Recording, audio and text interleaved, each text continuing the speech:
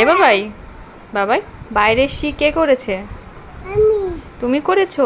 তারপরে শিটা নিয়ে তুমি কি করেছো? শি নিয়ে কেউ হাপু করে? হ্যাঁ মাম্মা, দাদা কি করেছে? দাম করে দিয়েছে? কি দেব? কোনটা? এটা কি আমাকে বলো, এটা কি? দাম না, এটাকে বলে বোতল। কি বলে? না দাম না, বলো বোতল। আচ্ছা বাবা, আচ্ছা বাবা একটু বলো তো আড়ি। আচ্ছা তুমি আগে আড়ি বলো, তারপর দেবো। আড়ি। তুমি আমাকে তাহলে একটু আমাকে জড়িয়ে ধরে আদর করো, তারপর দেবো। যে কত পকানো চলে এরকম।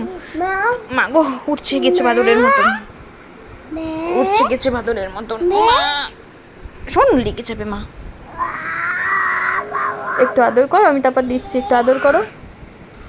সে উঠে চলে এসেছে, নিয়ে চলেও যাচ্ছে, বলে তো তোমার আদর।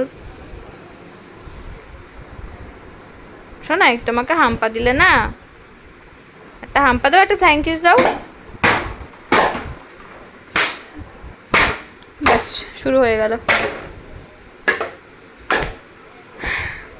মানে এইসব কাজকর্ম করতে না পারলে ওর ভালোই লাগে না।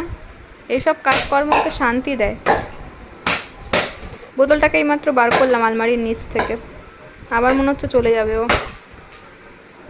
ওর পাকাপাকি বাসস্থান ওই আলমারির নিচ, খাটের নিচ, ড্রেসিং টেবিলের সব কিছু নিচে নিচে সব ঢুকে বসে থাকে।